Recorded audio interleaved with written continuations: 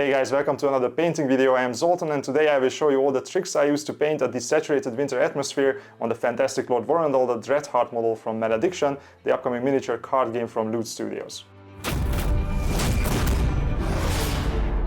And if you're not wondering what the heck is Malediction, then allow me to quickly fill you in so you understand what I will be painting here, but also because these minis and the terrain pieces in this game are a painter's dream come true. So, Malediction is basically a mix of a trading card game and a miniature game. When you get one of the faction boxes, you get everything you need to play the game. All the cards, a ton of nice cardboard cutouts of all the units and the terrain, everything you would expect in a high quality board game box. But here is where things become more interesting than usual. Instead of the not so great quality plastic minis in standard board games, here you get a QR code that lets you download the minis and the terrain for your faction so you can 3D print them to your heart's content. When Loot Studios reached out to me about Malediction, I got interested because of this, and because I saw that the world building was done by none other than Tracy Hickman, the man behind the Dragonlance and the Ravenloft books. If you haven't read any Dragonlance books yet, you should rectify that as soon as you are done watching this video. Seriously, they are fun. But then they sent over the files for the minis. I opened them in my slicer and I was like, okay, these guys are really cooking here. Just look at all the details on these bad boys and girls. They are not some generic 3D printable fantasy minis, they have a ton of character and personality. Not to mention the terrain pieces. I haven't painted these yet, but I'm printing them on my filament printer and they are some of the craziest looking terrain I've ever seen. Whoever their designer is, they have a truly disturbing imagination, but in a good way. I love these. And they are not actually sponsoring the video, they only sent over the files and a couple of boxes, so you can't even accuse me of exaggerating because this is a sponsor segment. I'm not a gamer, so I can't really talk about the game behind the models, but as a painter, these minis are absolutely worth checking out, so if you're interested, I will put a link to their page in the video description. But this is a painting channel, so let's see what can be done with one of these models when I manage to slap some paint on it. I selected Lord Vorendal The Dreadheart, one of the characters of the Fallen Legion in the game. He's basically an evil necromancer lord, and in the illustrations the loot guys sent over, he is depicted leading an army of the undead in a winter landscape. Which I thought would be the perfect opportunity to try out painting something in a snowy winter scene. My returning viewers probably know that usually I like my minis saturated and vibrant, which is not great when you want to depict an evil character in a winter setting. So let's see what tricks I can use and what color choices I need to make to achieve something worthy of this model.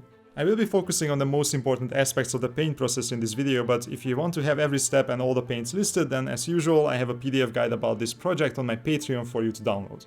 First of all, I primed the model black and then sprayed on a purple underpainting. If you have a dark purple primer, you can simply prime it with that, but I didn't have any, so this was the next best thing. The idea here is that I will use this as my shadow color. Initially I was thinking about doing a blue underpainting instead to establish the cold atmosphere, but then I thought better of it. I wanted to use a lot of these saturated cool tones on the model and I needed something with a little color in the shadows for contrast. And I think the purple is perfect since it's still relatively cold, it creates a nice evil atmosphere, it is a great shadow color for the green, which will be one of our main colors, and coincidentally it is also the color of the evil gem in Lord Vorendal's chest. Alright, let's start by painting the green cape. It is the biggest surface on the model, so it will be one of the defining elements and colors in our composition. The trick here is mostly in the color selection. I needed to find some nice green colors, but ones without yellows in them. My favorite method of painting green is to either use colors with yellow mixed in, or simply add yellow to any green color. This works great, but it produces a saturated end result that would look great on a sunny day, but surrounded by snow, it would look out of place. I started with dark sea blue, since you can never go wrong with this color, and just like the purple, it is perfect for any moody evil paint job. That is why I left some of the purple in the deepest shadows as well to keep the overall atmosphere. But the dark sea blue is still the shadow, and the most important color is the next one, dark green-gray. This desaturated green will be the main color or mid-tone for the cape. I simply mixed this first with the previous darker green, then used it pure, and finally started mixing in brighter colors. But the idea is that this should be the dominant color on the cape. I thought that my favorite sketchy style would fit an evil necromancer in the snow quite well, so the technique I'm using is quite simple. I paint sketchy highlights in the middle of the previous color with some fuzzy texture on the borders, but covering the middle with multiple layers to achieve full coverage. Then I thin down the same color to a glaze and drag it from the shadows over the fuzzy texture all the way to the middle of the highlight. This smooths out the transitions a little and integrates the texture with the rest of the colors, but without fully obscuring it. Then I simply mix in a brighter color and repeat the same thing on a smaller surface until I reach the brightness I need, which in this case is pure pastel green. So the trick here is simply to use greens without mixing in yellows, and instead I increase the brightness by adding colors containing white instead. You can think of this as the white winter snow reflecting on the cape instead of the yellow summer sun. And by the way, if you're wondering how I know where to place those highlights, well, I cheat. I simply looked at the reflections of my desk lamp on the model before I started painting it and put the highlights where the cape was brighter. Okay, let's talk about the gold trim a little.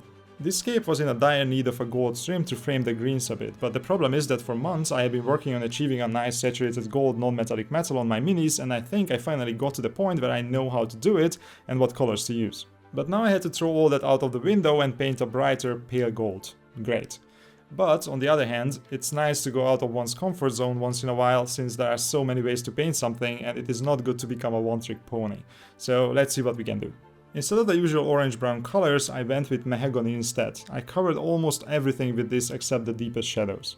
The next color was cork. With this I placed the highlights to coincide with the highlights on the folds of the cape. If there was a highlight on the cape, there would be one on the trim as well, in the same spot. And then I simply continued going up in brightness, but reducing the area of the highlight further and further, first with tan yellow and then with buff.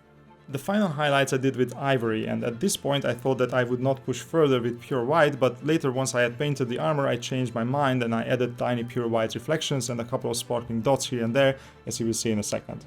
Speaking of the armor, I did this before doing the gold trim on the chest, thinking that it would be easier to do the armor before I had to worry about messing up the trim. It ended up not mattering too much since I had to make so many corrections, but at least I had a plan. Painting dark metal armor is another challenge. Just like for the gold, I have a pretty well established method for painting shiny armor, glinting in the summer sun, but a dark evil armor in the snow was new to me. In the end it turned out quite simple though. I used another great color that is simply perfect for moody evil models, Tenebrous Grey. I highlighted the armor by mixing a little ivory into this since the original color was just as dark as my undercoat, and then I started adding more and more ivory until I reached pure ivory.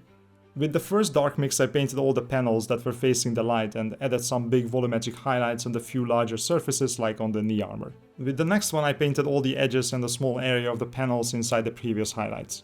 And with the last brighter colors I mostly concentrated on the edges, and then the pure ivory I only used on the most prominent edges that were facing up.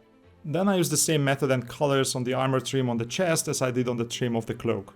And this was probably the only time I actually struggled a little with the model itself, mostly because it's a bit too detailed for its size from a painting point of view. Loot Studios made a great decision creating these in a 42mm scale instead of the 32 or even 28mm, but even at this scale some of those tiny decorative elements that look perfect on the renders are just too tiny to paint, at least for me, so I had to improvise and freehand some of them. So my only constructive feedback for Loot Studios on these models is that sometimes less can be more and maybe make them just a little less detailed to help us painters. I have to admit that it's kind of funny to be asking for less details though. Now I just needed that extra glint, so I took some pure white and I added tiny highlights and little dots here and there both on the dark armor and on the trim, and with that done the metals were finished. The thing about painting with desaturated colors is that you need something to contrast with them, so you need one or two things on the model to be nice and saturated. You know how there is no light without darkness? This is basically the same logic. I realized this when I started painting the gemstone in his chest, which is basically the source of his power animating his undead armies. Initially I tried to paint it with relatively desaturated colors with the same purple that I also used for the underpainting and some pink for the highlights. But it didn't look right until I took out the magenta ink and glazed it into the shadows. Suddenly it looked just right standing out in the middle of his chest instead of just fading into the rest of the details. At this point I even repainted some of the metal trims facing the gem with the purple colors to make it look like they are reflecting the light of the gem. The sword also posed a challenge since it had to be different from the armor, but it still had to fit into this environment. First I painted the part of the blade that was facing up towards the sky. I used mostly bluish colors starting with anthracite grey all the way up to snow blue. I differentiated it from the armor by these bluish tones instead of the dark purples on the armor, and I also added way larger highlights to make it look shinier. I also used my new favorite trick for blades, making the highlights with diagonal brush strokes. Instead of making highlights that are basically rectangles with straight sides along the blade, I made the shorter sides of the rectangles slanted. To add to this effect I also added some thinner diagonal highlights next to the larger ones. Just a couple of quick lines drawn with the brush really, but the effect is quite close to how the light behaves on very reflective metal blades. Then I did something very similar but not as detailed since it's not as visible on the underside of the blade, but instead of the bluish colors I used the same purples that I also used to highlight the gem. The fur and the hair have their own respective challenges as well, mostly because they need to be distinct from each other, and while I wanted them to be very light colors, they shouldn't just read as white. On the fur I used burnt umber as my base color, covering the whole surface fully. The details don't matter here, you simply paint the fur as a whole and not as individual tufts of hair. Then I added in some ivory and highlighted the top middle fully, but around the edges I left the previous color in the shadows and only painted the top of the hair tufts. Next I added in more ivory and fully covered a patch in the middle of the previous one, but only painted the top of the tufts inside the previous color again, leaving the darker one in the shadows. Finally I used pure ivory and only covered the top of the tufts on the top of the fur and a little bit in the previous highlight. The trick to get this right is to make sure that the shadows in between the hair tufts on top of the fur are only slightly darker than the actual tufts. On the bottom of the fur, where the light doesn't reach as much, the shadows can almost be pure black, but the highlight should also be much darker. The hair follows the same logic, but this I wanted to be even brighter than the fur, almost completely white with some shading. So I started from a lighter color, reddish grey, and I made my highlights bigger and brighter all the way up to white on the top. This brings me to the face. This I wanted quite pale, considering that he is basically undead, so I started from a very light base coat. I covered everything in brown rose, but I kept the eye sockets black. Next I used salmon and I covered much of the previous color, with this focusing on the cheeks, the forehead, the nose and the jawline. At this point I added a little luminous flesh in there for good measure. This is a very light color, but it has a little yellow in it, which adds a bit of contrast into the skin, or so I hoped. Finally I finished with light flesh, only accentuating the most prominent features of the face, the cheekbones, the bridge of the nose, the slight wrinkles on the forehead and so forth. I glazed in a little of the same purple I also used on the gem on the underside of the face, as if the light of the stone is reflecting on the skin. And I added in the eyebrows by painting a little reddish grey, same as on the hair, where the eyebrow should be, and then painting a super thin white line in the middle of it, leaving the grey on either side to frame it. The eyes were quite simple. I blocked in the middle of the eye with white, leaving a black rim around it. Then I painted over the white with purple. And finally I added a little light pink dot as the pupil. And with that the model itself was done. I just had to finish the scenic base, and this was much quicker since I could reuse some of the colors from the model itself.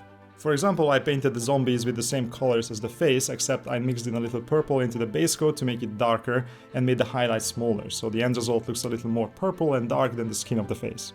Instead of the usual greenish yellow zombie skin I paint, I wanted to make them look like well-preserved human skin that is half frozen in the northern climate. The big metal chains I also painted with the same colors as the sword, but with less and smaller highlights, mostly on the edges and the corners, to make the metal less shiny. Then I painted in the rest of the elements, like the ground with some overbrushed brown colors leaning into the greens in the highlights. The tombstone with some grey highlights and a little shading using some contrast colors as a glaze. The candles, which were the only other saturated elements on the scene other than the purple gem, and finally the birds with some super small grey highlights and tiny red eyes. Now I had everything painted as if there was snow all around, except we are still missing the snow, so let's fix that. Technically you could simply use a snow diorama effect and it will look okay, but I found that the end result will look much better if you mix some snow powder into the snow paste. It's not exactly easy to spread around, but in the end I managed to mostly place it on the surfaces where the snow would accumulate, and with that the undead Lord of the Fallen Legion is done and the end result looks like this.